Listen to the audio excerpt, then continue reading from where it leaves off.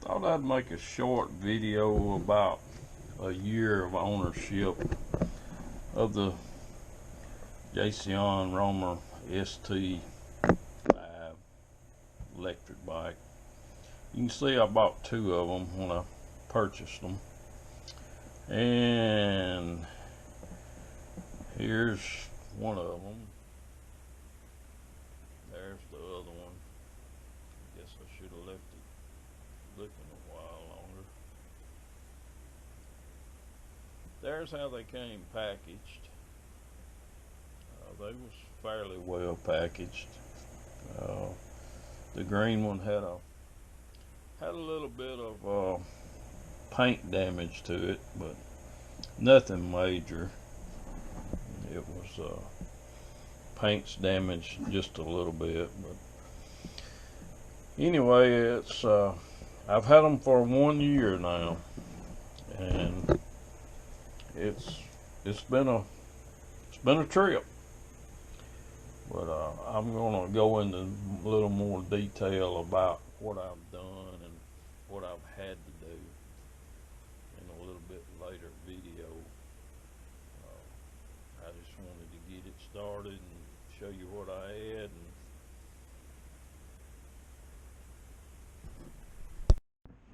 And back to it. As you can see, I've changed a good deal of stuff, and I've got different brake pads and tried different things, and the brakes is my biggest complaint, especially on this bike. It's been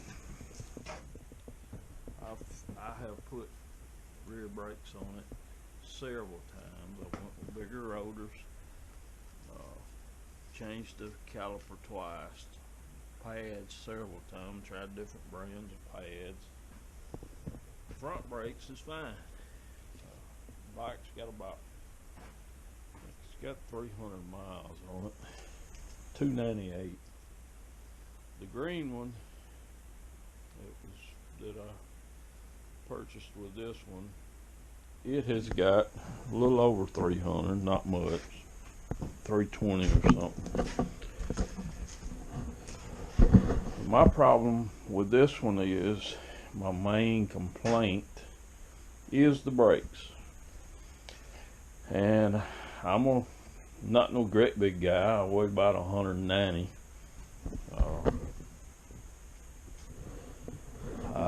I do pull a trailer for my dog, but without him in it, the trailer don't weigh 15 pounds if it weighs that, which is rolling too. But back to the bike, the brakes, the rear brakes suck. They've sucked since the day it was bought. They pretty much, they're useless. The rear brakes is useless on this bike. I've tried to cable over hydraulic, and for one ride or so, they do better. I'm not gonna say they do good. I've never had it to lock up the rear wheel, but I'm fixing to go full hydraulic on the rear brakes with a 203 millimeter rotor. That's the reason it's in the shop.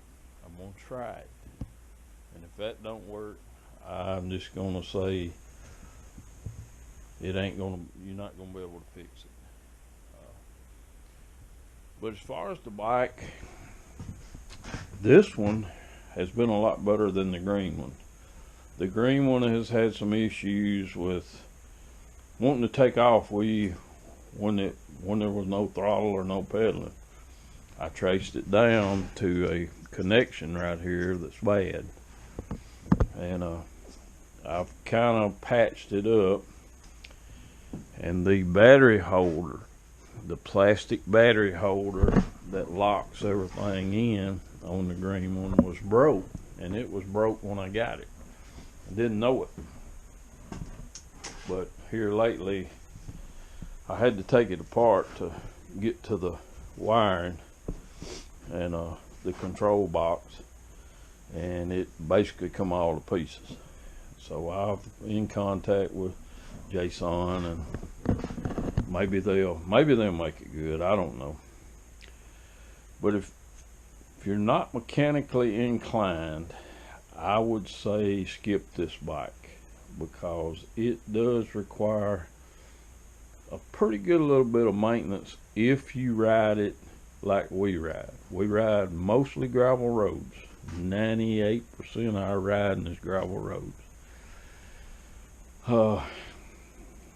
At about 200 miles, which you can see, it's got the Shimano cassette on it.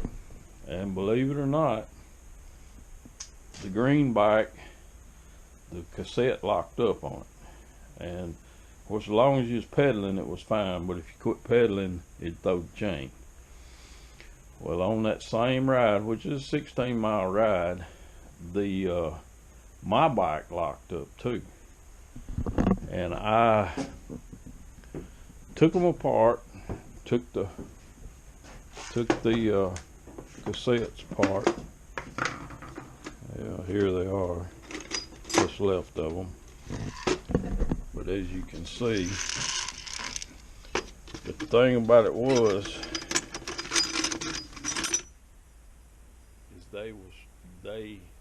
I have not wiped that out. That's how dry it was from the factory. That's the second problem, big problem I've had with it, was the cassettes, which was no big deal. Ordered a new cassette, or 2 new cassettes, got the 2, put them on there. Everything's been fine and lovely. But both bikes was dry grease.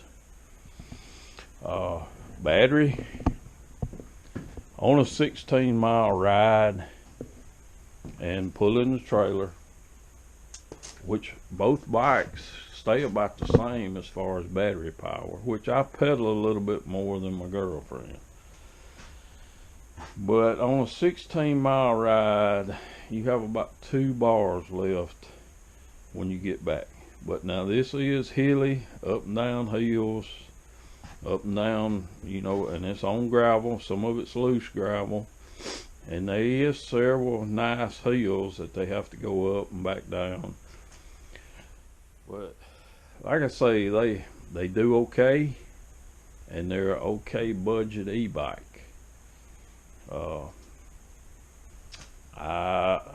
If I had to buy it again, I knew nothing about e-bikes when I bought this one. I did a lot of research, and Jason seemed like it would be the better quality for the money.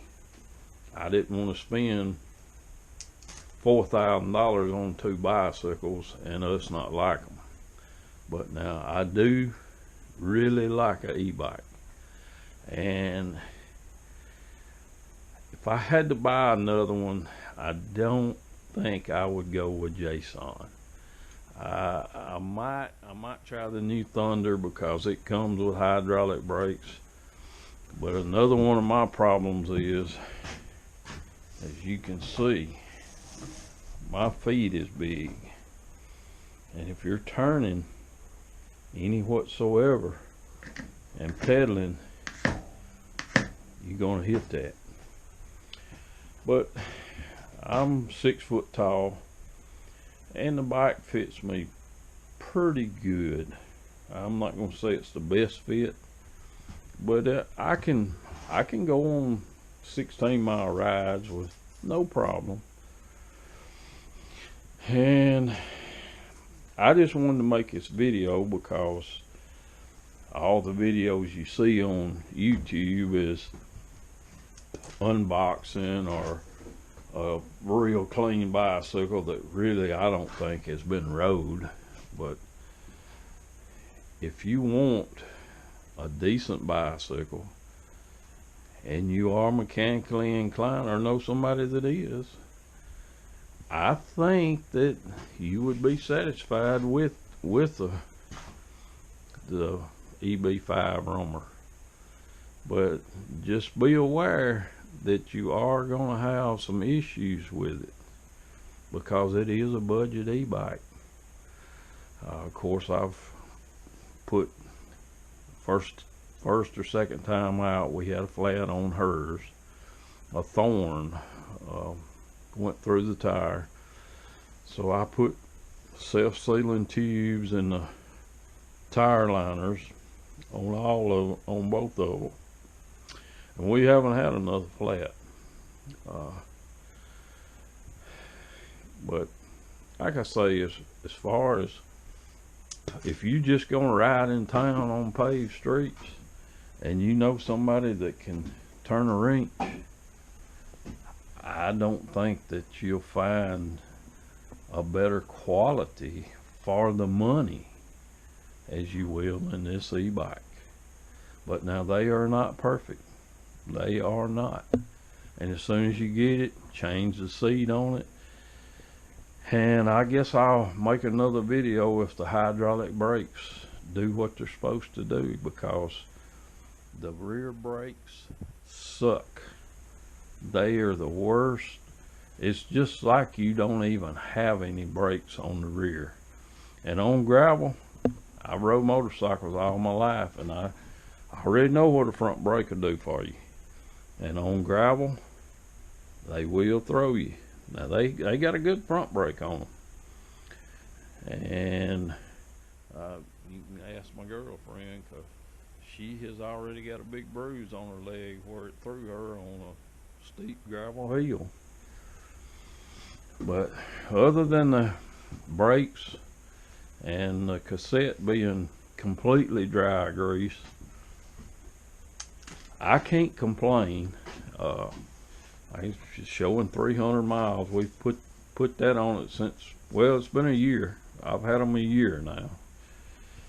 And she's got a little more on hers because she rides hers in town some. So she's got a little more on hers. But I just wanted to make this video to let people know that if you do get them out and ride them the way we do, you are going to have some issues with them. Now, nothing major. It's always got us back to the truck. I think her battery went down one time, and she had to actually pedal it home. But I think she left with nearly a dead battery too. But if you charge the batteries up, and the batteries has been fine.